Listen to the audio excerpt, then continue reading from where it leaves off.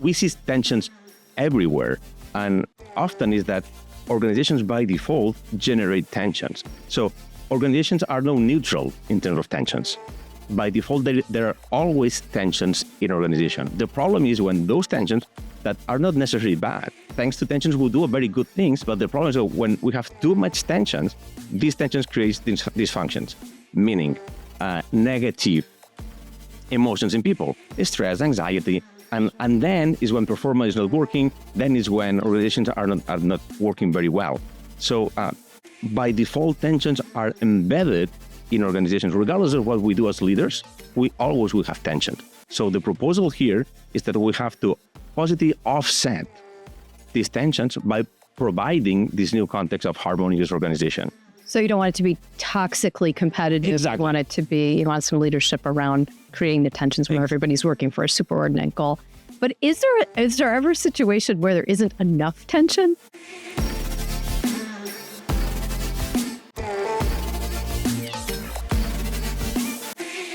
Welcome to International Business Today, where we discuss the most critical issues in international business with top academic experts and thought leaders. I'm Paula Caligiuri, a professor in the International Business and Strategy Group at Northeastern University's DeMoore McKim School of Business. Today, I am so happy to be joined by Marc Corea, visiting scholar at the Harvard Kennedy School and professor at ESADE Business School in Barcelona. Marc is an expert on the topic of organizational harmony in global business. Marc, welcome to International Business Today. Hello, thank you very much for having me. It's a pleasure. So tell us, organizational harmony, what is this? Oh, thank you. The question, it's very interesting, and it's not easy to answer because sometimes we use harmony in very different contexts. For example, when we see a very beautiful landscape, we see that everything fits very well together. But then we go to a concert or we listen to music, we see that different sounds also create this pleasing sound that we call it harmony. Right. Or when we feel that we are in harmony with ourselves, we experience peace. And we had to bring all these concepts and notions into a definition for something that we can relate to organizations. We end up, after a very thorough research, saying that organizational harmony is the integration of difference across organization that creates positive, effective climate, while, and I think this is very important, while we preserve certain part of that difference, because difference and tensions are very important also for organizations. Oh, that's a beautiful way to say it. So in that sense, it's the difference that when it comes together is holistically better than the independent part. Exactly. So let me give you an example. For example, the classical tension between marketing and sales. People in marketing also have to generate leads. And the goal is the much leads that you generate, the better. Then people in sales, what we have to do is to convert the leads coming from marketing. What's happened that when things are not going pretty well, marketing guys complain that the guys in sales are not able to convert properly, while guys in sales say, we don't have enough leads. So rather than have two different goals in a very harmonious organization, what we have to do is to find an integrative goal that helps both departments work together. So rather than having two different goals, probably what we have to do is start saying, while we don't agree that the goal that we have to achieve is something like maximizing high qualified leads to optimize sales conversion. So if we agree on that, both departments will start working together.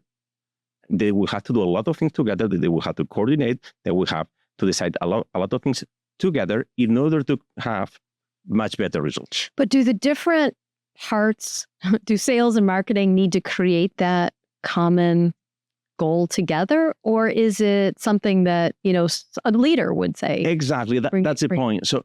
So harmony is created by leadership. Harmony, it's the context that helps to navigate all these different tensions that exist.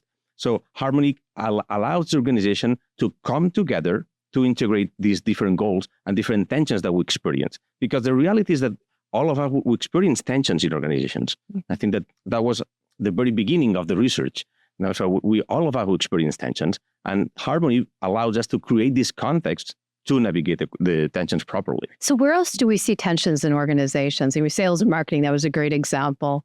Yeah, I think that we see tensions everywhere and in the organizations, because by default, something that comes up in the research very, very often is that organizations by default generate tensions. So organizations are not neutral in terms of tensions. By default, there are always tensions in organization. The problem is when those tensions that are not necessarily bad. So tensions are very good. Tensions allows us to do a lot of good things. Thanks to tensions, we're alive. Thanks to tensions, we achieve things. Thanks to tensions, we do very good things. But the problem is that when we have too much tensions, these tensions create dysfunctions, meaning negative emotions in people, stress, anxiety, and then is when performance is not working. Then is when organizations are not working very well. So by default, tensions are embedded in organizations, regardless of what we do as leaders. We always will have tension. So the proposal here is that we have to positively offset these tensions by providing this new context of harmonious organization. So you don't want it to be toxically competitive. Exactly. You want it to be, you want some leadership around creating the tensions where everybody's working for a superordinate goal. Is there ever a situation where an organization maybe doesn't have enough tension, like everybody's just in agreement and things are just kind of going and maybe there's not enough? Yeah, so that's happened. That's happened in organizations, and this also happened in cultures. So something that we learn, for example, is that collective cultures where harmony is very important. So for collectivistic cultures, harmony is as important as truth for individualistic cultures. So for this collectivistic culture that they try to achieve almost by all means harmony, sometimes they fall into conflict avoidance for the sake of preserving harmony. But actually it's not true harmony. I call it false harmony, because we are not harmony. We don't have a harmonious organization here. What we have is just conflict avoidance. So sometimes if we don't have enough tension, we try to pretend that everything is fine while actually it's not.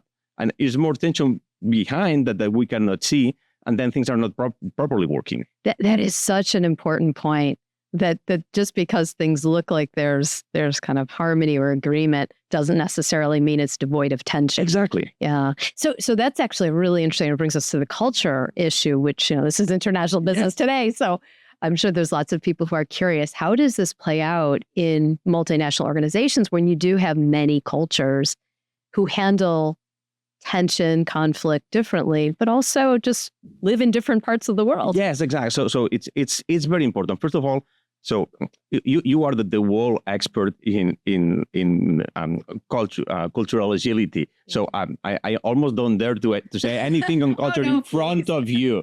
That's okay. It's part of the conversation. But having said that, I think that in terms of harmony, it's very important that leaders and managers be very aware of the different perspective of harmony across cultures. Usually, Eastern cultures are much more collective. So their trend to be to look for harmony is higher than in individualistic cultures, where here we sometimes we just focus on ourselves and we go straight to the point. So the first point is, let's be aware in which context we are, in order to see how people will react to this notion of harmony and how we compensate potential differences in different contexts. Yeah, but in collectivist cultures, let's just work in that for a little bit. Might it be the case that you could create that higher level goal more readily than you could in an individualistic culture where there's more kind of protection of your own desires? Yes. And then something that is very important in collectivist culture is to create an environment where people will be able to express differences and conflicts in an open way to avoid specifically the conflict avoidance. So concepts like, say, psychological safety, for example, is very, very relevant when you are dealing in collectivistic cultures. While when you are dealing in more individualistic cultures, what you have to stress out is this notion of the need for collaboration and helping each other, because the paradigm is different. So in collectivistic culture, they're very willing to collaborate, but maybe more afraid of saying something that can disturb that harmony, while individualistic cultures, we need to do just the opposite. All right. Have you seen an organization, even if they're not doing it perfectly, but maybe an organization that's doing some of this well? So we are in the process in the research of discovering more and more organizations that are doing this. I think that there are a lot of people committed to that when I have conversations with leaders across the world, the globe, about this concept resonates quite powerful. I think that what we have right now so are partial examples of practices that helps to develop this kind of context of organizational harmony. So what are some of those? Because that's important. So, for example, going back to this conflicted demand that we were talking before. Back on the days, there was a very interesting paper published in Harvard Business Review about a couple of authors, Dodd and Favaro, that studied 1,000 companies over 20 years. And they tried to understand how people were doing when they were trying to achieve competing requests. Like, for example, at the same time, you have to have a higher level of profitability and a higher level of performance. And what they realized is that just 38% of companies over 20 years were able to achieve 1 year that target, meaning that the success ratio is like 2-3%, so almost nothing. Right. In front of these situations, when we have competing demands and goals that are opposite, we know, because there is a lot of science behind, that these kind of situations creates a lot of anxiety in people. Something that helps to release the tension is trying to look for what we call integrative goals. So rather than focusing on achieving a high performance or a high level of profitability, while we don't look for a different goal, for example, bringing more value into the customers, that helps to achieve both goals. Because if we bring more value to the customers, more customers will be willing to buy our products or services, so we will increase sales. And at the same time, as we will bring more value, we can capture this extra value through a higher profitability. So we will achieve higher profitability and higher sales by focusing on a different goal. So this change of perspective is what helps us to create these integrative goals that brings more harmony in organizations. And that's a really good skill for leaders to have, to be able to sense where in their organization they could be setting people up to have conflicting goals, and then where they do need that integration. Exactly. The goals. Yeah, that's a really important skill. So in order to be able to do that, leaders have to develop what we call perspectivism. So getting perspective on what they have just in front, because sometimes we don't realize that we have conflicting goals. And when we get this perspective, we can see everything from a very different angle that helps a lot. I think that all of us, we are familiar with this kind of images where we have like two faces in one color and a candle in another one, for example. Then when you try to look at the faces, your brain also tries to look at the candle. And at some point, your brain, it's stressed out, trying to see, okay, what do I have to look? No, you don't have to look one or the other. It's not either or, it's both and. So what we have to do is step back and try to see just an image that it's white and black. It's the same with the goal. So it's not profitability or high level of sales. It's bringing more value to the customers. Then the tension will remain because they will have some kind of difference, but the focus will be in something that is much more doable. There's a little fun fact here about those ambiguous images in psychology. People who are, you're going to like this, people who are fluently bilingual, people who have spent lots of time in other cultures are able to see dual images more readily because they're able to address like the nose in one way of looking at it is the insert of a candle in the other or whatever. So it's actually kind of an interesting aspect of psychology. But it's also true that people who have perspective taking have higher cultural agility. So they would also, in theory, be better able to handle these tensions. Exactly. Yeah. And the paradoxes. So, and also you mentioned the notion of paradox. I think that there is a concept in that we call it paradox mindset that also is very relevant for leaders. So paradox mindset, it's the ability to be aware of the paradoxes and deal with these contradictions in more in a natural way, so that it's not a problem to have two things that pretend to be one against the other. And when you're well with that situation, you can try to find ways to solve it much more easier. In order to be able to develop this competency, something that we need to learn, for example, is to have a higher emotional agility, because then we're more relaxed. When we see A and no A, we don't get stressed, and we have the ability to take perspective, as we were saying before, trying to look for some integrative mechanisms that we said before. So when you have a toolbox with things like integrative goals in there, when you see two competing demands, you can find a way to integrate both. That at the end of the day, as we were saying at the very beginning, this is what it's harmony about, to integrate things that apparently are competing. So this is, you called it the paradox mindset? Yes. Paradox mindset, cultural agility. There's lots of things in here that leaders need. Exactly. Are there any others so leaders who are ascending into, multinational organizations and they're starting to work across borders, work across units, work across functional areas where the tensions are more likely present. Is there skills beyond the ones that we just named? I would say, first of all, a paradigm that we need to take in mind is what we were discussing before, that by default, we always will face tensions in organizations.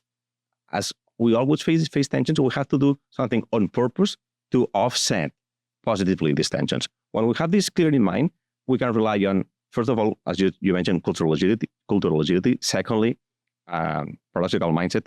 Third, perspectivism, take perspective of everything that we have in front.